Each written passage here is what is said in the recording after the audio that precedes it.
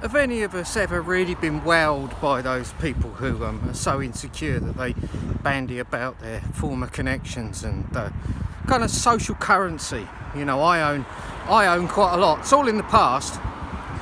It's like the reverse Del Chotta. One day back in the past, I was a millionaire.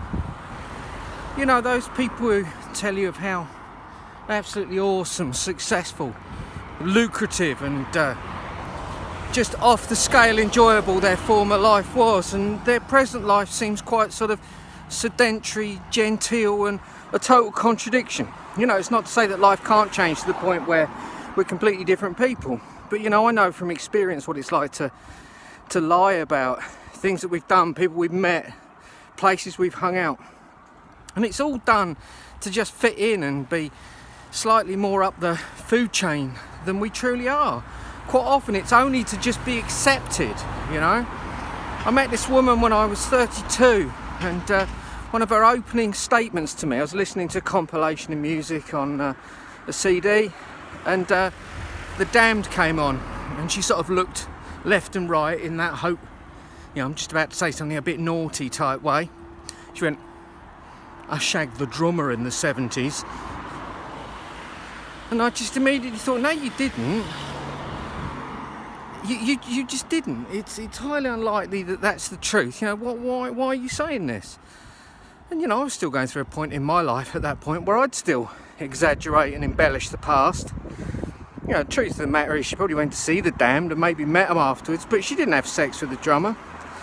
You know, and none of us... It's like those people who rev up their engines going down the road, yeah? You know, not once have we ever kind of thought to ourselves, wow, what a cool guy. I'd really like to know him. You know, when somebody sticks sort of back burners on their engine and making a noise that sounds like a Formula One car's coming down the road. You know, the intent is, look at me, look what I've got, look what I own, look how fast I can go. And universally, with whether you've slept with the drummer of the Damned or you drive a dickhead car, everybody just thinks universally, twat.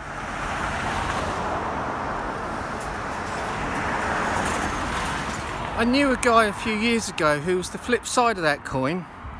He worked in special effects in Hollywood movies and never name dropped. He could have done, but he never name dropped and never mentioned it. He's a very average, kind of humble guy. He was a plumber by trade, but just through being good with his hands, had got involved with some movie back in the day. I think it was one of the Harry Potter movies, and he was, you know, reliable and trustworthy and good at his job. And by the time he was working on the more recent Star Wars movies, he's worked on all the Bond movies as well. You know, he was head of by practical special effects. That doesn't mean the kind of stuff of constructing latex monsters and stuff like that, but the putting together of backgrounds and scenery. It's all special effects, you know, and he was in charge of all that. And there was only one occasion, one summer's night, where he had a couple of drinks, and I asked him some questions, and he was sort of pretty honest about who he knew and what they were like, and it was so interesting.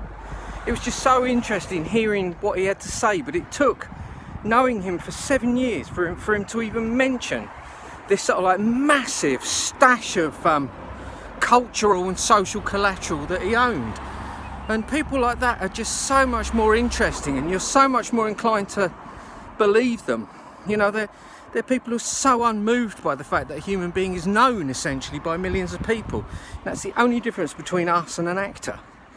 They're known by millions, and why we expect them to be different? You know, but he confirmed my thoughts and feelings. I could go into what he told me. You know, him being a very reliable person as well. I could go into what he said about some of these people that we all know. And there were no real surprises actually as to who were the nice ones and who were the arseholes. But yeah, it is interesting when people have got all of that. It's like with ultra rich people who are born into it. You know, the aristocracy in the UK, they tend to be really nice, well-adjusted and approachable people who don't obsess about what they've got because they've already got it.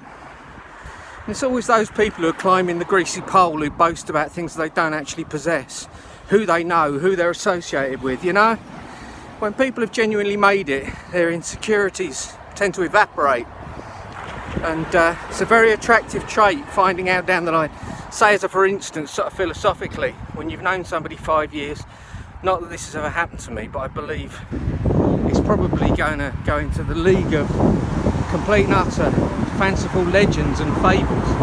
But it would be like meeting somebody and knowing them for 5 years and only finding out 6-7 years into your relationship that they're a vegan. I know that that's a more ridiculous and fanciful situation and fantasy than believing in the Loch Ness Monster and what have you, but you know, you never know. It's a definite sign of the times here.